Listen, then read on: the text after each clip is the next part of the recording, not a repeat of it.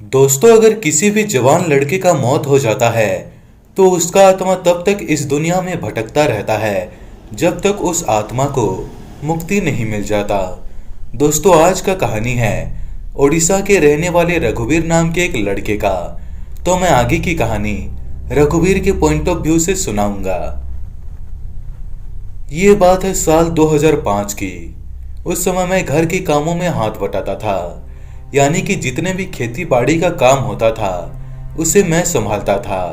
हालांकि 3-4 क्लास तक पढ़ने के बाद मैंने स्कूल छोड़ दिया, क्योंकि पढ़ाई के ऊपर मेरा थोड़ा सा भी इंटरेस्ट नहीं था। हमारे गांव में विवेक नाम का एक लड़का था जो कि मेरा बहुत अच्छा दोस्त था, और ज्यादातर काम दोनों मिलकर करते थे, क्योंकि दोनों का ही खेत पास ही में मौजूद था।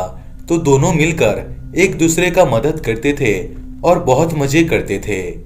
एक दिन मुझे विवेक आकर बुलाने लगा और कहने लगा, कुछ सामान लेने के लिए शहर जाना है, तो चल शहर से थोड़ा आ जाते हैं। विवेक का बात सुनकर मैं कहने लगा, घर में बहुत काम है, कल चले जाएंगे।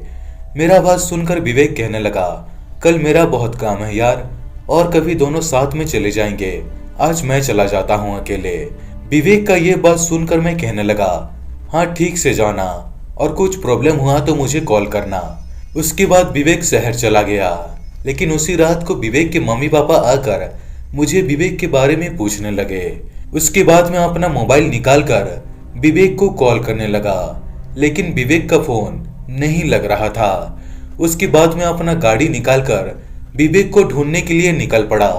तभी मुझे रास्ते पर विवेक दिखाई दिया, जो कि एक पेड़ के नीचे बैठकर रो रहा था। उसके बाद मैं विवेक को पूछने लगा, यहाँ क्या कर रहा है और ऐसे बैठकर रो क्यों रहा है। मेरा आवाज सुनकर विवेक और रोने लगा। उसके बाद मैं विवेक को मेरे गाड़ी में बैठने के लिए कहा। कुछ देर बाद विवेक आकर मेरे गाड़ी में बैठ गया। उसके बाद मैं विवेक से बातें करने लगा कि इतना रात को यहाँ पर क्या कर रहा था और तेरा बाइक कहाँ पर रखा है। लेकिन सबसे अजीब बात यह था कि मेरा सवाल का एक भी जवाब विवेक नहीं दे रहा था। उसके बाद मुझे थोड़ा सा अजीब लगने लगा। उसके बाद मैं गाड़ी रोककर जैसे ही पीछे देखा तो मेरे गाड़ी के पीछे विवेक नहीं था। इस घटना से मैं पूरी तरह डर चुका था। उसके बाद मैं गाड़ी को पीछे करके फिर से जंगल के रास्ते पर जाने लगा और विवेक का नाम चिल्लाते हुए बुलाने लगा, लेकिन मुझे कहीं पर भी विवेक दिखाई नहीं दिया। बहुत देर तक ढूंढने के बाद मुझे विवेक कहीं पर भी नहीं मिला। उसके बाद मैं अपने घर पर आ गया। अगले दिन सुबह हमारे गांव पर कुछ पुलिस वाले आकर विवेक के मम्मी पापा से बातें कर रहे थे। जब मैं उनके पास जाकर विवेक के बारे में पूछने लगा तो पुलिस वाले कहने लगे कि विवेक को कोई जान से मारकर उसे एक पेड़ में टांग दिया है।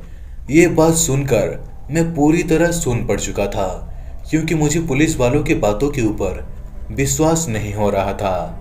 क्योंकि कल रात ही मैंने विवेक को अपने गाड़ी में बैठने के लिए कहा था, और आखिर में ये पता चला कि विवेक अपनी प्रेमिका से मिलने के लिए दूसरे गांव पर गया था, जहां पर गांव वालों ने विवेक को अपनी प्रेमिका से बातें करते हुए पकड़ लिया और उसे जान से मार दिया। इस घटना से मैं पूरी तरह टूट चुका था, क्योंकि मैंने अपना सबसे अच्छा दोस्त को खो दिया था। शायद मैं उस दिन विवेक के साथ चला जाता तो ये सब नहीं होता। दोस्तों, ये स्टोरी कैसा लगा नीचे कमेंट करके जरूर बताना।